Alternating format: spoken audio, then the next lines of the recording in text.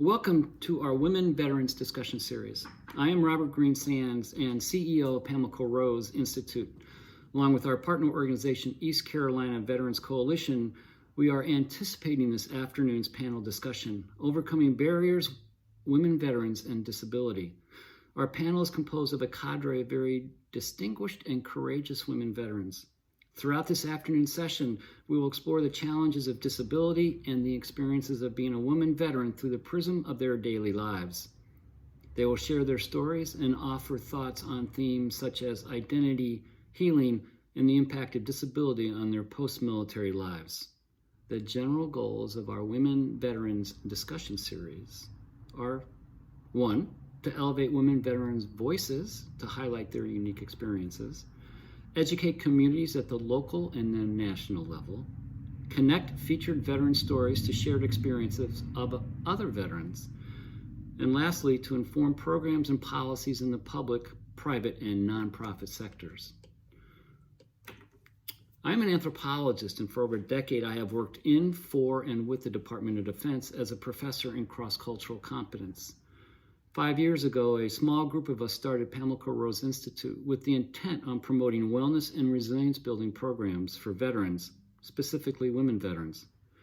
A good portion of our staff and board of directors are social and behavioral scientist types.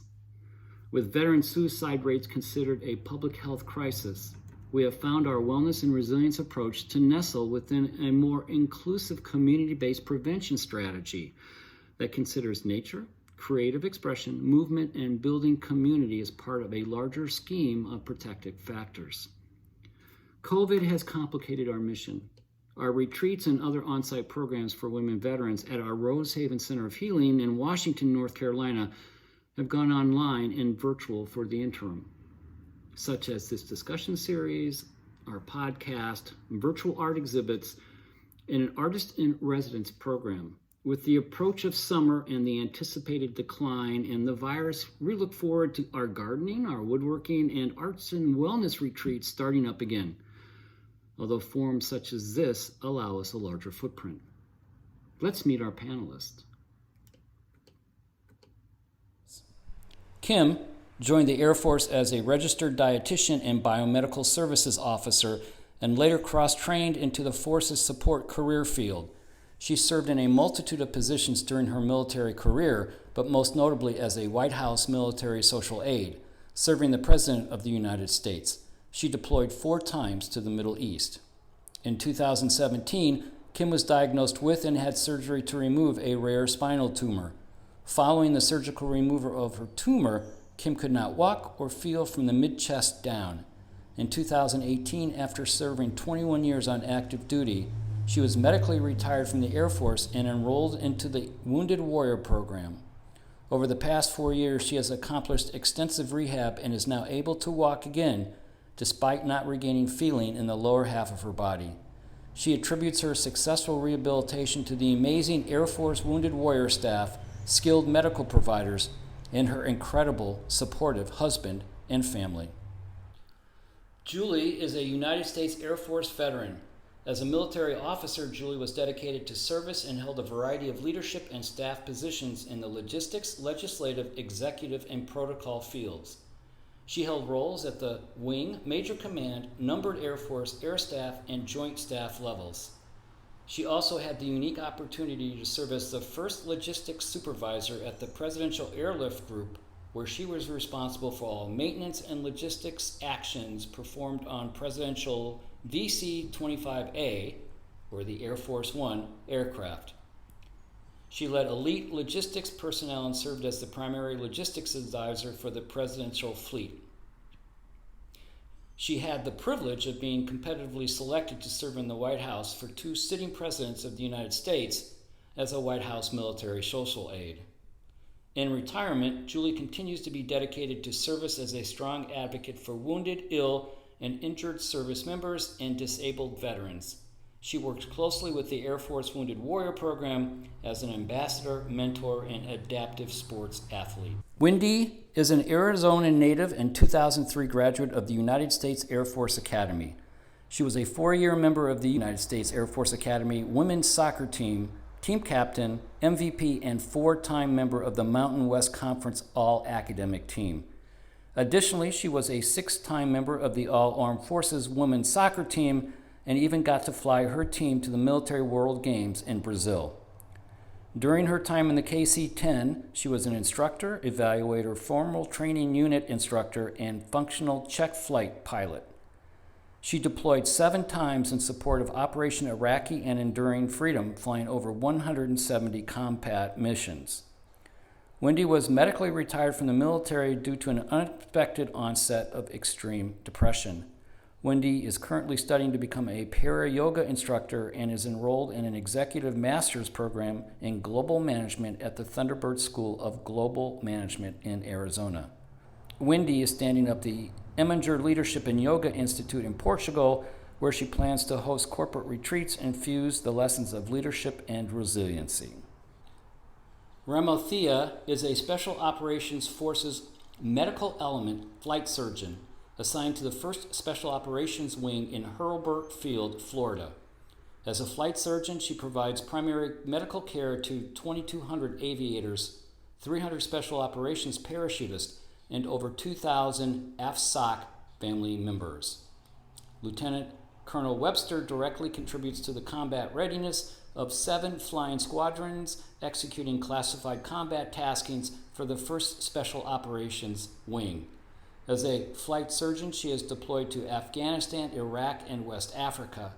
While in West Africa, she single-handedly provided unequivocal medical care with limited resources to a fully symptomatic airman with the deadliest strain of malaria. Due to her extraordinary efforts, the airman went from bedridden to ambulatory and was able to redeploy home fully recovered. Briefly, some recent statistics illuminate the pervasive impact that military service has on those serving, especially women veterans.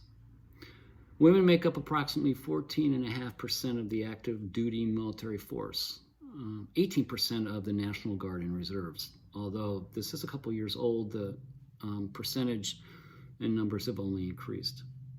Women make up the fastest growing population of veterans in the United States, with around 2 million veterans as of 2018, and it's still growing. However, these two statistics certainly are compelling. As of 2018, there were around 500,000 disabled women veterans in the United States. That makes up 23% of all veterans with service-connected conditions. Out of these women, 50% of them have service-connected conditions that are rated 50% or higher.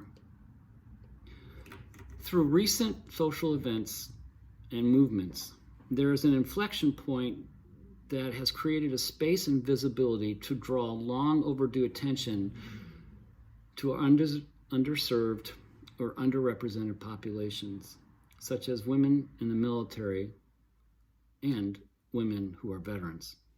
The number and variety of questions you have provided indicate the need to open up the aperture to provide greater understanding of issues that affect those who are women veterans and disabled. So let's start this panel out exploring the notion of identity and how each of you felt not only the impact of your disability, but how being disabled affected your self-identity and how others around, those close and those less familiar, saw you. In recovery and through healing, you can't help but change your identity. So let's start with that question.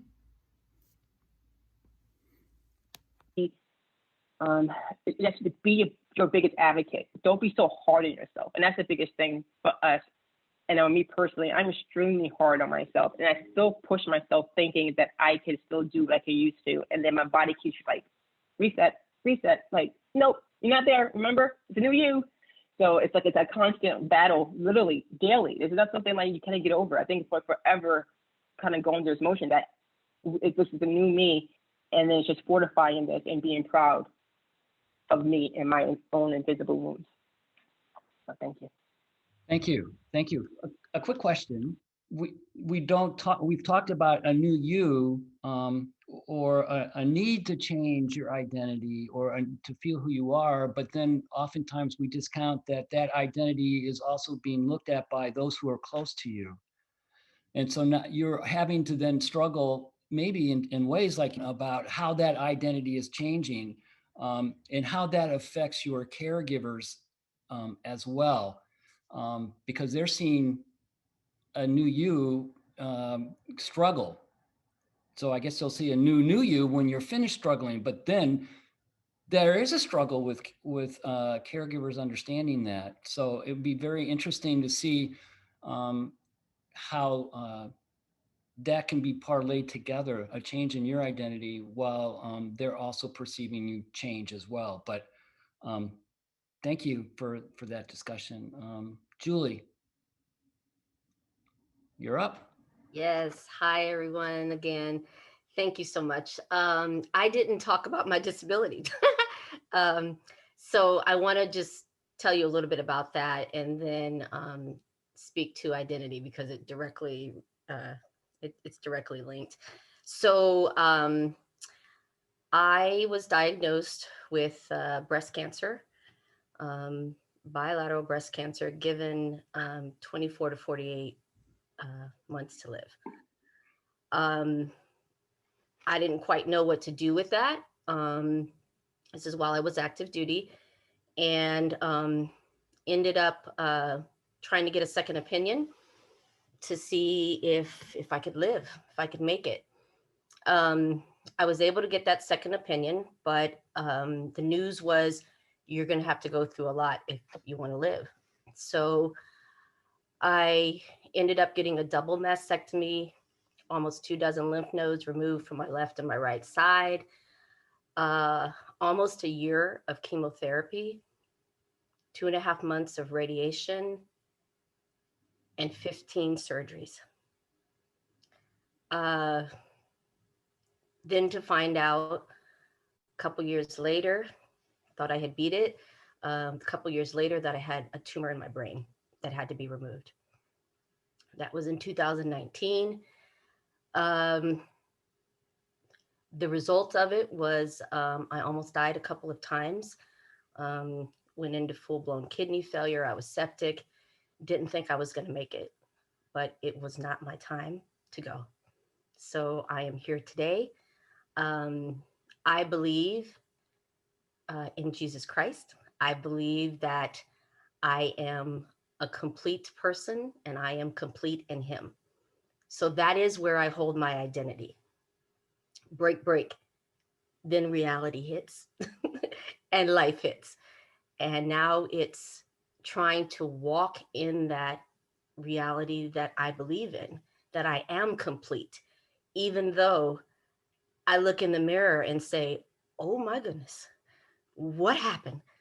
I look at my hands and I'm wearing these cute little gloves, not because I want to match the cute jacket, but because if I don't, my hands and my arms will swell up to be almost as big as my legs. Um, I am different. I am different physically. I am different mentally. Um, when I had the brain tumor removed, suddenly I couldn't remember things. I found myself on active duty working at the Pentagon, wandering the halls, forgetting that I had just gone to the restroom and I needed to go back to the office, looking at the nice things on the wall and the different corridors. And that's not good. Um, in addition to the fact that I was trying to work through all of the treatment, and it was very, very difficult to do. Now, just to give you a tiny bit of background, I'm also an Air Force Academy graduate. Um, Kim and I met, we both worked at the White House. I was what you would call high speed, right? Very athletic, used to maximize my, what we call PFT or our physical fitness test. Um, I was really, really in shape and really, really on top of my game. And suddenly I could barely remember what I was doing. Like I said, wandering the halls. So I ended up getting a medical retirement from the military. it stopped my career. And I had to figure out what my identity was as that was happening, and now post military. Uh, Very difficult to call myself disabled, because to look at me, you would think, what's wrong with her? And yet there's a lot that's wrong with me. There's a lot that I'm still trying to recover from. In addition to the fact that if I took all this off, you might run and go get your breast exams because you would be so scared. it it's scary, you know. It's scary to know that something so simple could take you out. Um, but I am working on it. I am a work in progress. Daily, I am still recovering. Um, I It's very interesting because I've had people at one point ask me, "Hey, I thought you beat that. I thought you beat cancer." You know, like it's a one and done kind of thing, right? Um, yes, they took the cancer out. Yes, they removed parts of my body to do it. Yes, the tumor is gone, but the residuals and the effects of that, you know, I can't feel my hands and feet most days. I have to use a cane if I don't want to trip and fall and break my neck. There are things that my caregiver has to do because just for safety issues. Oh, by the way, all of that compounded into some PTSD for me that I didn't even realize I had till the doctor was like, this is what this is. So it's been challenging. I still remember that I am me, I am complete, but it is challenging to daily take that step to remember that I'm okay. I'm okay. The disability I have is now an opportunity to do something different, whether that's help somebody else, whether that's mentor, whether that's share my story, whether that's try to do adaptive sports, which is what I'm doing now. Literally, when I say that, you know, I was this big sports person and I couldn't do one push up, not one. And you know, I loved basketball, played it for, you know, several years, couldn't get the ball to the rim, you know. So it was those kinds of things, just reshaping. Okay, I can't do that, what can I do? And so I started to change some of the things, and in the adaptive sports arena I started doing things that I hadn't ever tried before, like shooting, like throwing a shot put in discus from a seated position, from a chair, things like that, that really kind of helped me say, okay, I can't do this, but let's try that. So I'm excited about the fact that I made it and that the Lord's not done with me yet, and that I can help to hopefully influence others. Wow. Thank you. Thank you very much. I do have a question for you. Um, it sort of ties in with the themes that many of you talked about, which is giving back to others. It seems to be an important theme. Ramathia, I was just tired listening to everything that you do, all the things that you're involved in, and Julie, Wendy the same way, and Kim working and struggling to match those identities of who you used to be, but are now um, again. So how important is that, Julie? How important is giving back? Um, because from everybody that has talked, it was such a hard process to to actually connect with people, and now you lovingly give back in all the things that you do. So, for how important is that to who you are? And then we'll start with Julie, and then we'll work our way back around again, because I think that's a pretty important theme in some ways. Military people probably kind of incorporate that anyway, you know, talk about teamwork and supporting the unit. But, you know, ironically, being in a position where perhaps you didn't want to see anybody to now completely opposite, there must be something about that that promotes your healing. So, since you were just talking, Julie, why don't you start out? Why don't you start us off? Okay, thank you. Yeah, I think it was Wendy that said she had to speak up. You know, it was that point that she reached where she had to speak up. And I think for myself included, I know what it's like. I know I've been there where you feel hopeless. You feel shame.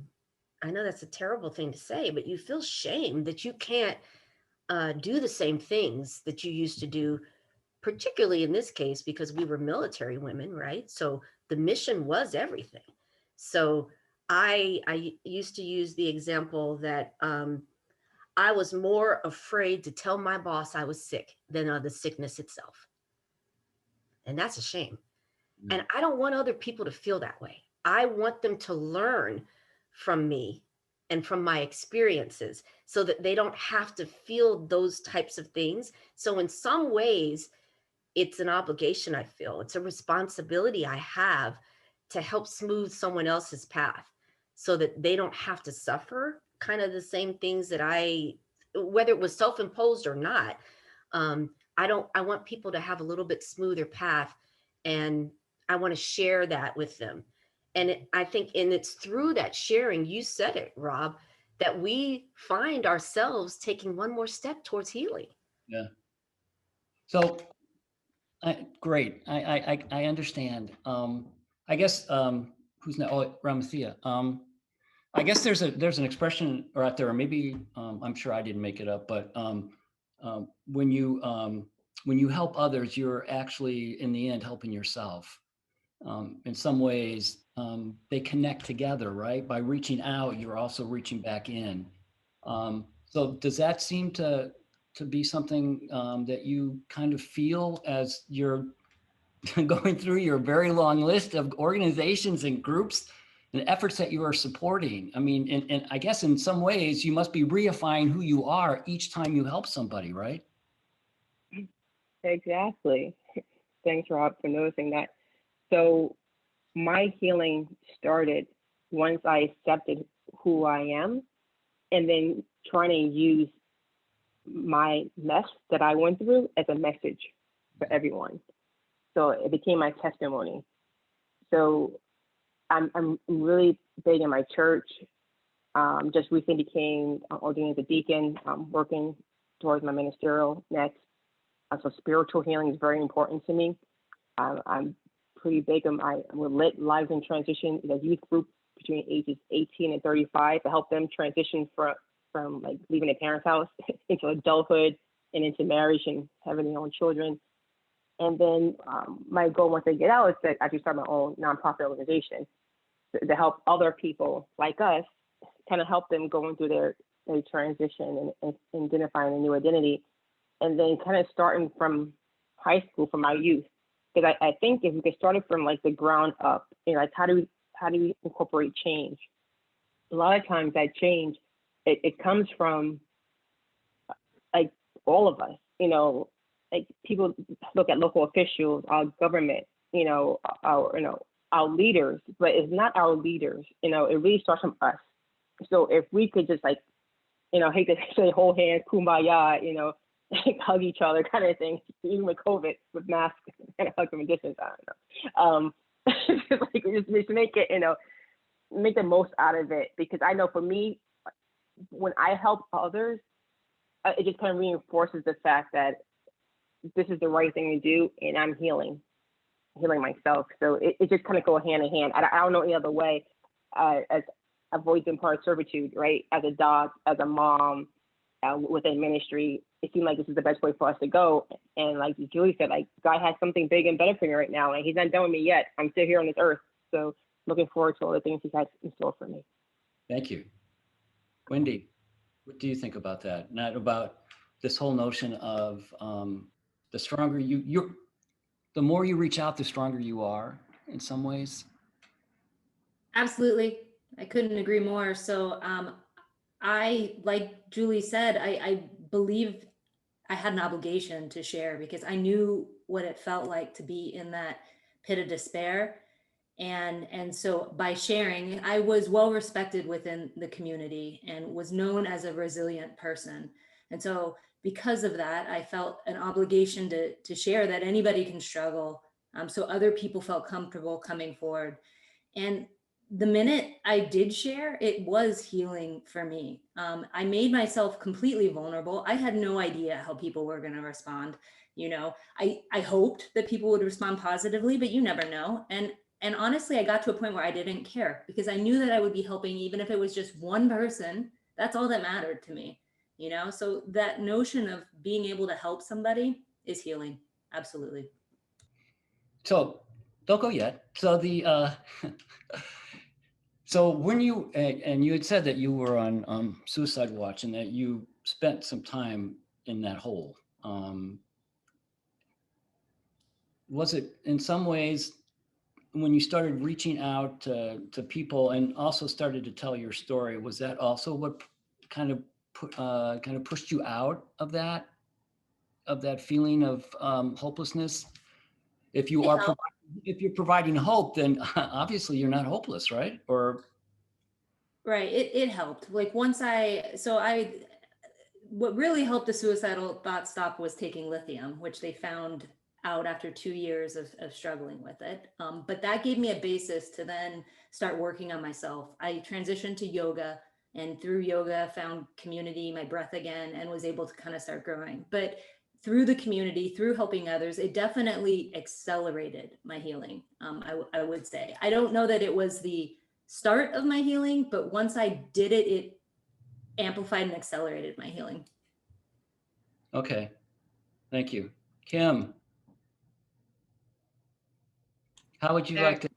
Maybe in some way, Oh, sorry, go ahead. I guess in some ways, I mean, returning to the classroom, you're a model. Yeah, it's nice to be in the classroom. You know, like I was talking as the others were talking too, I was talking about how sharing your story helps. Going to the Wounded Warrior program, you know, I hadn't accepted myself. And then it was so nice to be in a program where everybody accepted me for who I was and celebrated my disabilities. And I talk about the time that I was on the track with people. You know, everybody else had raced around the track like 3 times, and then I'm still like just trying to make it even halfway around the track, and they came back and got me. And not only came back and got me, but like cheered me on and stayed by my side. And you know, they didn't care that I was slow. They just accepted me for who I'm at.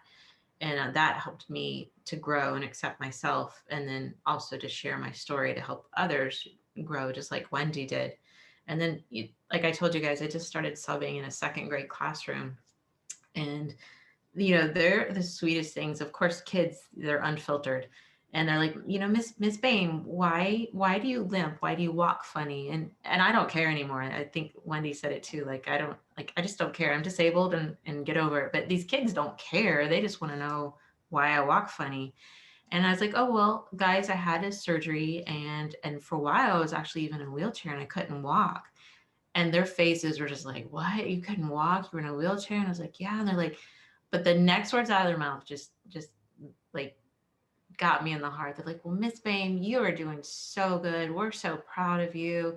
You know, you can walk now and all this stuff. And I'm like, we don't care if you limp. You're the best substitute ever. And, you know, just so sweet. And, you know, so getting back out there in the community and, you know, like, first of all, with the Wounded Warrior program, accepting myself for who I am, but then also, you know, other people just accepting me, and they're just so sweet. So me being back out working has been huge for my identity and healing, because I think people see you differently than you see yourself. I don't think disabilities are a bad thing anymore. And like Wendy said, if somebody has a problem with my disability, I really don't care. Well, that's excellent. Rob, do you mind if I share just a quick thing real quick? No, go, please. Kim mentioned, you know, the Wounded Warrior program and, you know, people accepting her, and people see you differently than you see yourself.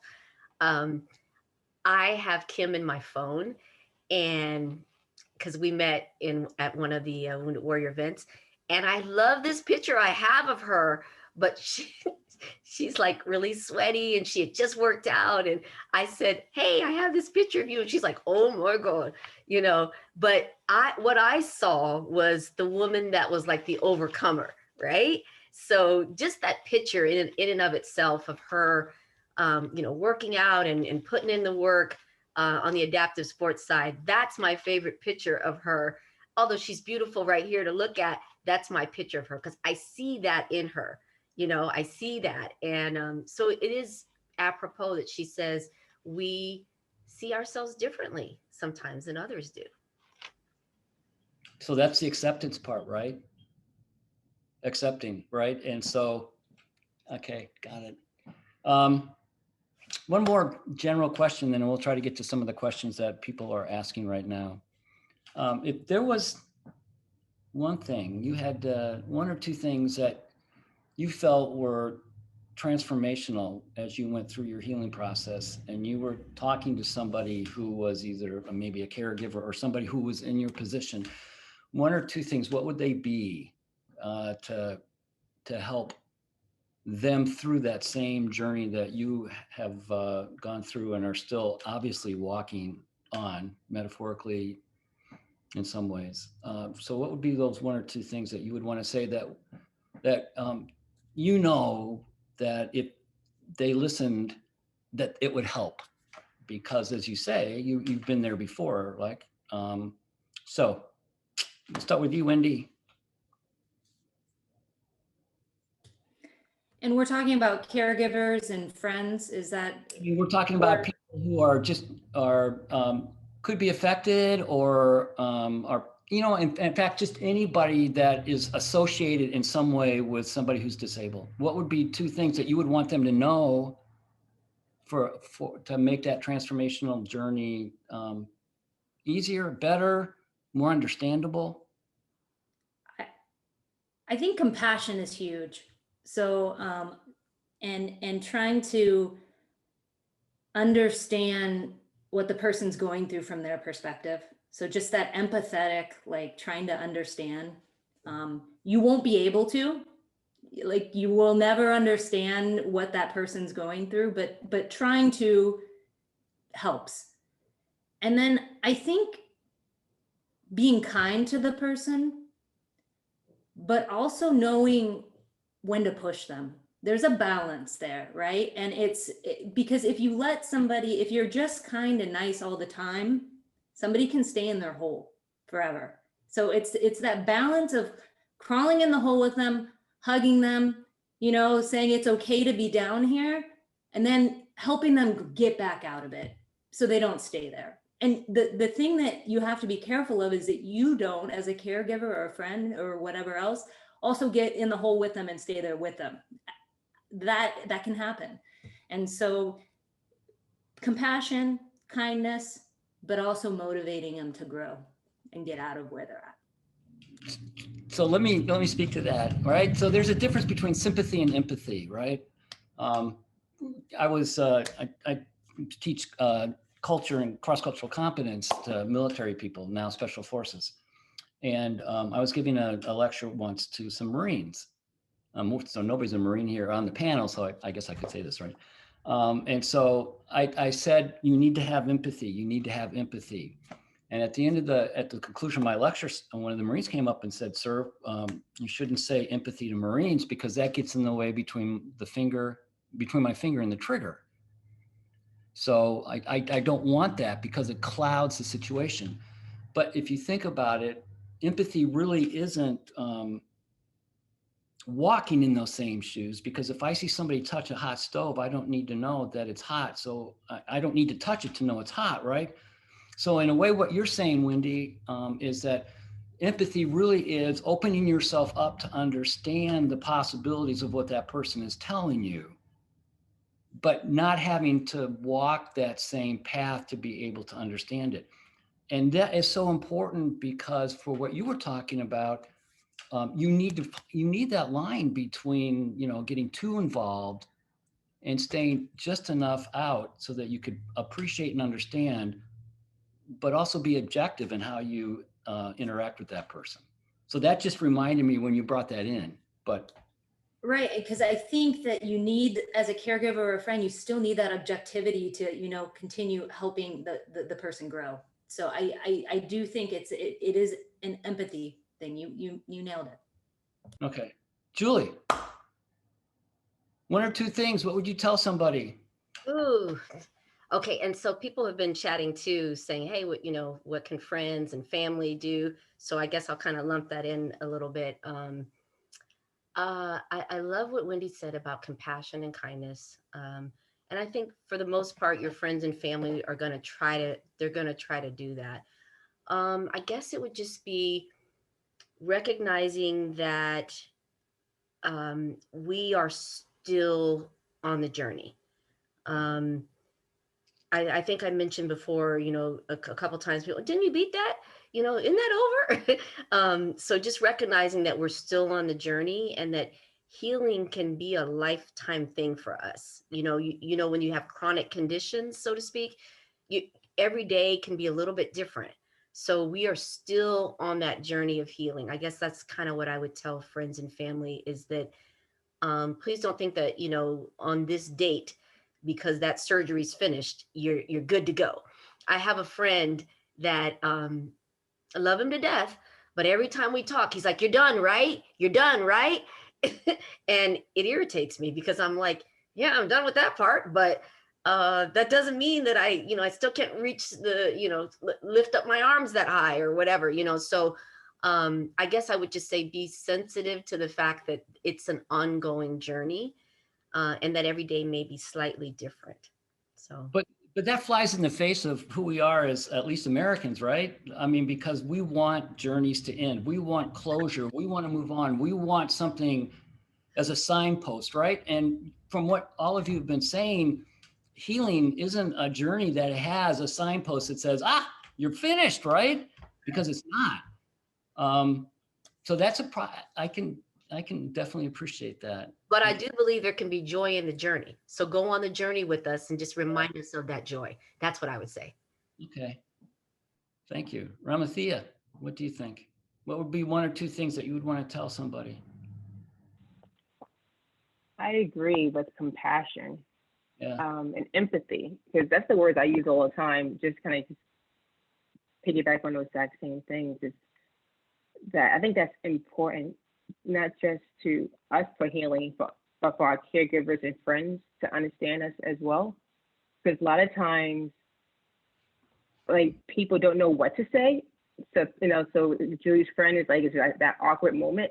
It's like, what do you say to that? Right? You're over it, right? And it's like, no, it's something we actually have to live with for the rest of our lives.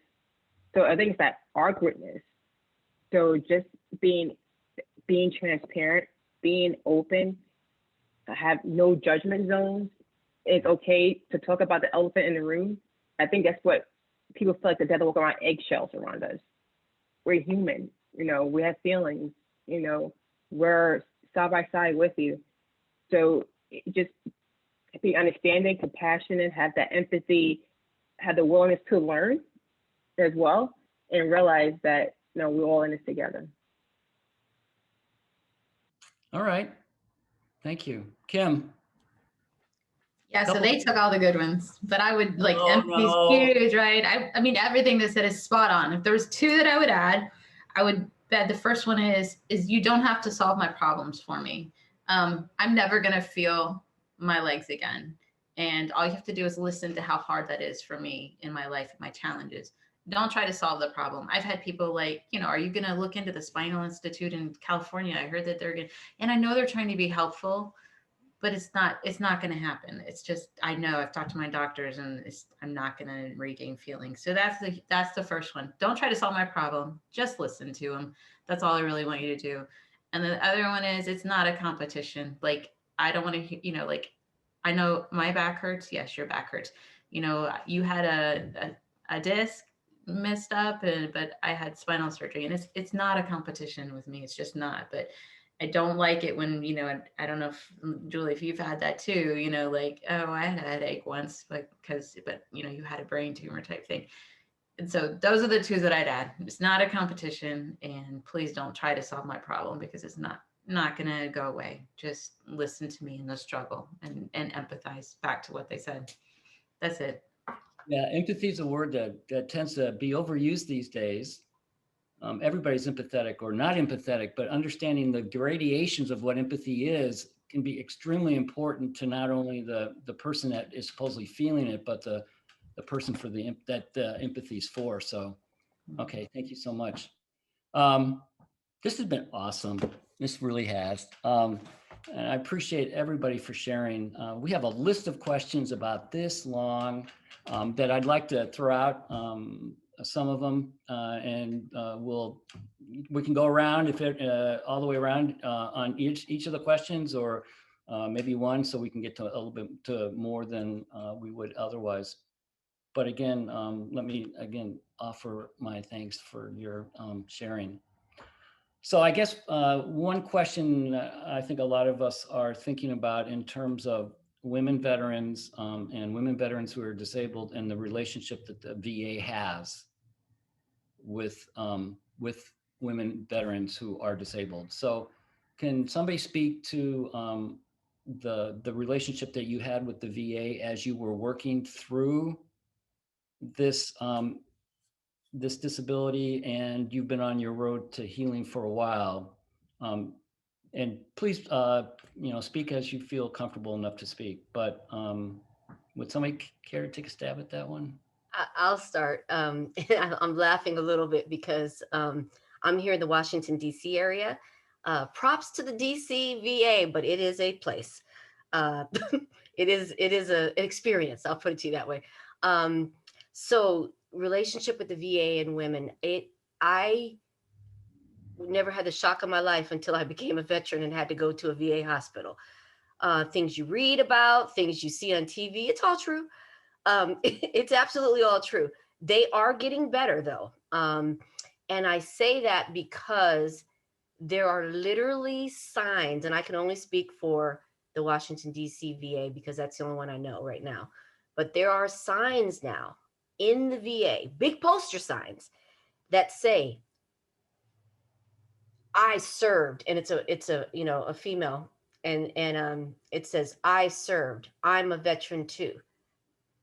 And I said, And so walked out another corridor, and it says, these are appropriate things to say to female veterans. Kid you not. This is a compliment. Good morning. How are you? Not, hey, baby, you look good. I mean, literally, they're having to re-educate the entire population on women veterans. At least that was my experience from seeing those signs. I literally was like, is anybody seeing me take a picture of this? Because I'm sending it to my friends, and I'm like, can you believe this? It was kind of shocking to me, but it tells me that they saw that there was this gap, that women who showed up at the VA, I don't know what they thought we were, but if we're on a cane, or I even had a guy, no kidding, my husband can come in here and testify for me. He was like, baby, I can make you walk straight. That's what he told me. In the wheelchair as he came up close to me. And so, I mean, and he was a veteran, right? But they do not see us, at least it was my understanding, that they didn't see us as really legitimate, having served and having sustained some type of service-connected injury. So I think the VA in general, at least for the DC VA, is really trying to get not just the patients, but physicians and everybody to see us legitimately like we are true veterans, right? We suffered some type of injury, illness, or wound while we served, and that's important. So much so that my now primary care is in a separate women's clinic. So that is something new that they've developed now, is a women's clinic to help with that. So the VA is like moving an iceberg, isn't it? Yes. In ways, pushing an iceberg with one person. It's a very institutional change, right? And it certainly isn't dramatic. So would somebody else care to speak to that? I can. Please. I can. Can you hear me? Yeah. Go ahead. I started getting out listy was around 2000, probably about the same time as Julie, when I went through the system. Around 2018 is when I started my discharge process to the VA. I never had an issue with getting the care I needed, or being respected by like the providers or anything like that. I do, just like Julie mentioned, like sometimes I'd be in the waiting room and people would be like, you know, other patients, like, why are you here? Where's your husband? And I'm like, well, my husband's back at work. I'm here to get some healthcare just like you. And they're just like confused about stuff. So I have nothing but great things to say about the VA. I've never had to wait for appointments, specialty clinics. I have to go to dermatology for a couple of things. I mean, I get in really quick, and they have a women's clinic here too.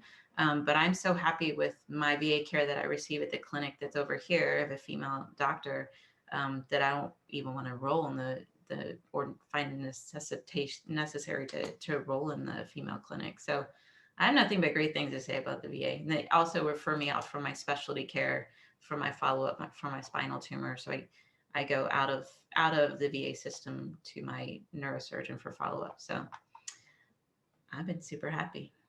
Well, great. Thank you. Wendy, Ramothea, any further thoughts on that? I kind of have had mixed experiences with the VA. So I live in Germany, everybody. So what is fantastic is I can just go out on, there's a program, a foreign medical program. So I can go out on the economy, and any service connected disability, then I just send my bill in and they'll refund me. So for the most part, like the whole disability process went really well with the VA. Where I've ran into problems is with vocational rehab, and it's very challenging because I'm overseas and I can't go in and sit down and talk to my counselor. So that adds to it. But what I've seen with vocational rehab is the counselor is like controls everything, and if they don't agree with your vision or where you want to go or what you want to be, it's like no.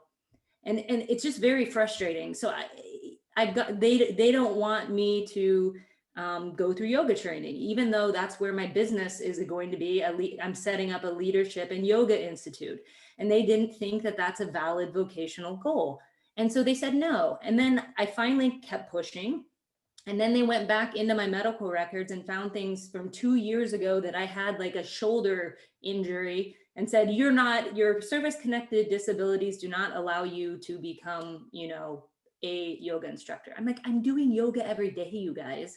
Like I can do it. So that has been frustrating for me. And that could be just one person that I'm dealing with. But the fact that I've read a lot, it happens to a lot of people. But the fact that one person can have so much autonomy and control is, to me, concerning. So but other than that, the VA has been fantastic for me. Okay, thanks. Ramothea, words? Well, since you don't know the VA at this point, unless... Yes, like I'm still active duty, so I get all my care still at our MTF. Okay. So I went through the VA for disability like ahead of time before you transition, but it was just the intake. So I don't have any much more to add outside of the intake process was great so far. Okay. I'm looking forward to, once I transition, that everything should go smoothly, hopefully. All right. Great. Thank you for that. Let's see. All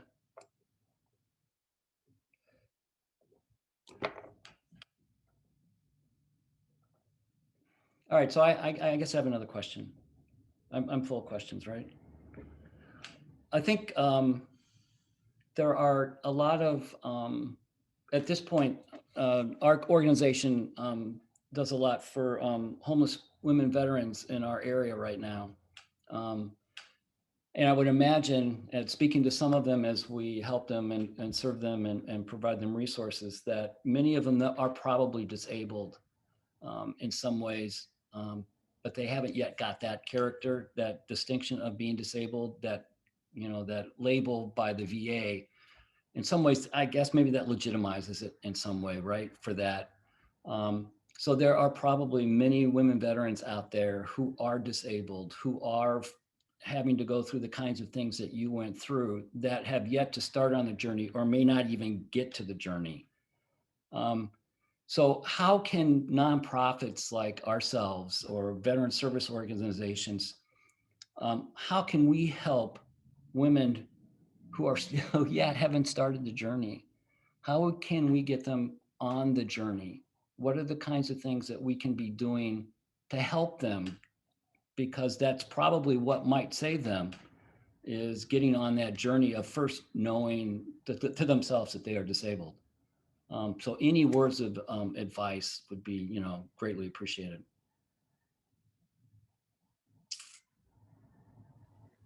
I think When I started my journey, I was thinking about the other day about this panel, like how can we help people? And I look back how blessed I am, like that I have a family, that I have a house, that I have money to buy food. And and then I stopped and thought about it for a second, like how easy it could have been for me to go down a different path if I didn't have a husband that cared enough to come get me, if I wasn't lucky enough to have, had a career and I was able to retire with a medical retirement, and financially I'm okay. But like let's just say I got out and I 4 years in and I had some PTSD that never got documented. I was a younger troop. I can see how easy it would be to get into drugs, be homeless on the street, and not have anybody there to help you. It would be so easy to go that way.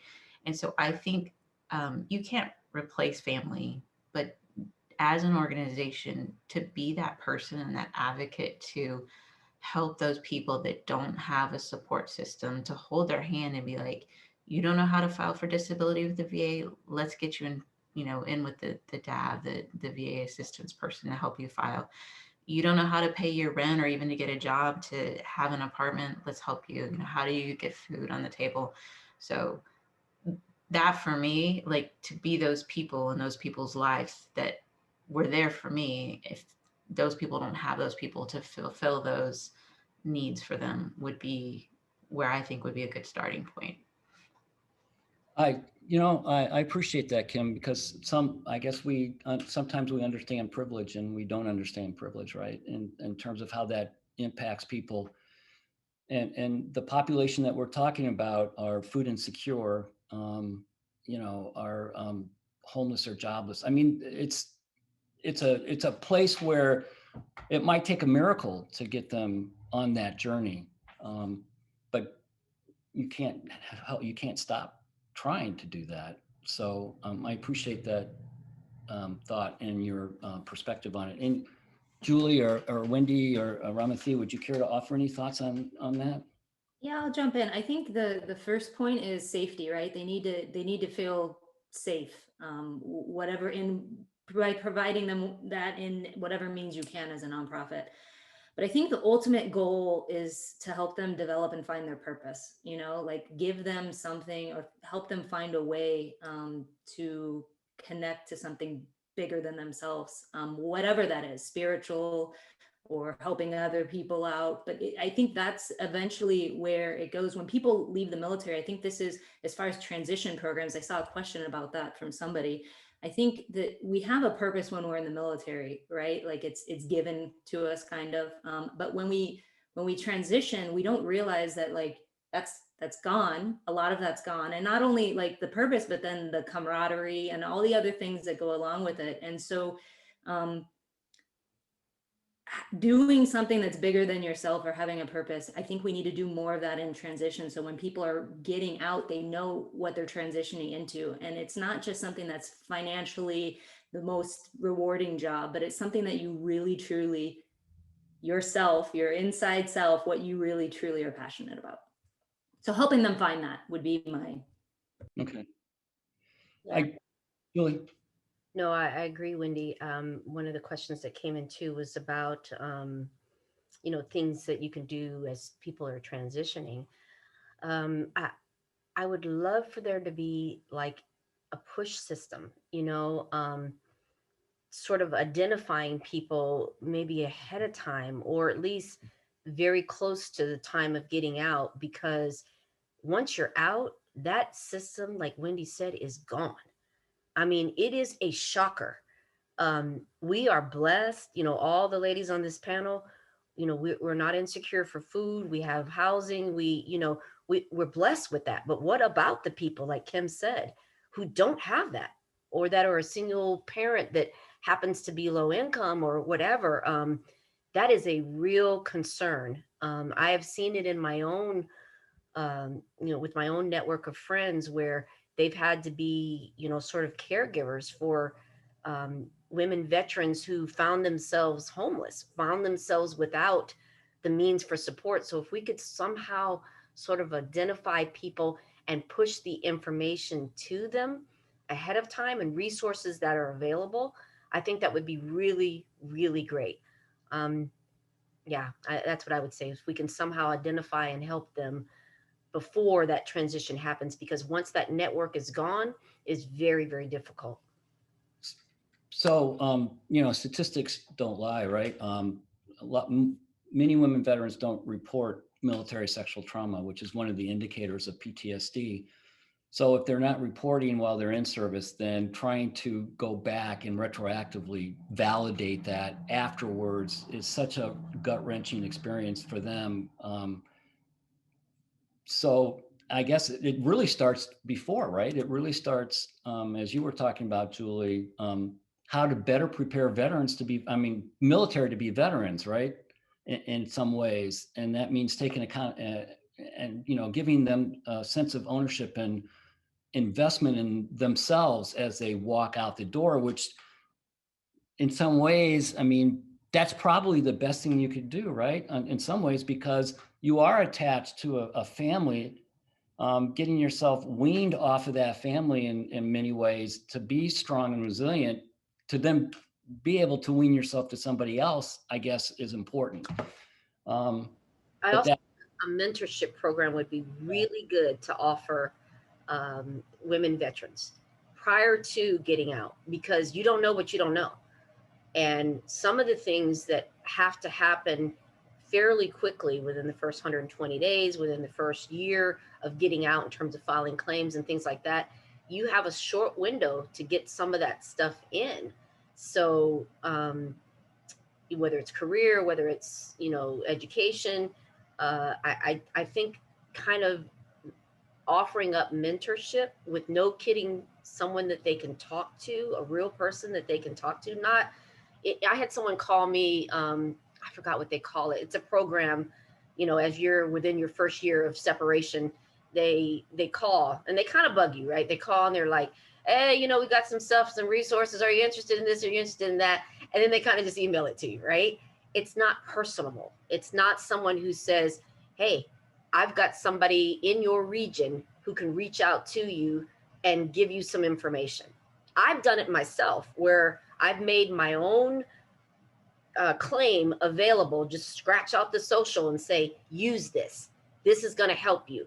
This is what you need to remember. This is how you have to go in there and say, whatever it is about your disability. Don't be shy. Don't underscore, in the military, we're so used to not reporting stuff. And I mean, the basic stuff from bunions to, to brain tumor. We just don't say anything. And so, but by the time you get out, if that stuff's not documented, it really impacts you later. And so I think having kind of a mentorship program would be useful. All right. Thank you. I think we're almost out of time. This has been a real, I guess I can say, joy. Some of the things that we talked about, maybe not so much, but it's been a real joy to have you all share with us. And I know that you guys are just, as I have thought, warriors in heart and spirit through and through. So thank you from our perspective at Pamela Rose Institute. We thank you for the time. For everybody that tuned in and listened and provided us your questions, thank you for your interest in this particular topic on our Women's Veterans Discussion Series. We'll have another one shortly. I think it was you, Julie, that talked about, well, why stop, right? Why stop here? Why not make use? And so in some ways, I guess we should start exploring a continuation of this dialogue, and because it affects more than it's just more than just disabled women veterans, it's women veterans. And then if you broaden it out again, it's more veterans, and farther out, it's more community, right? So in some ways, how you kind of connect those different circles may be the answer that we all are looking for in some ways. So thank you. Everybody have a great weekend from East St. Louis to DC to Germany. You guys take care and have a good weekend. And from the bottom of our heart, thank you so much. Bye. Bye. Bye, everyone. Bye, everyone. Thank you for listening. It's been great.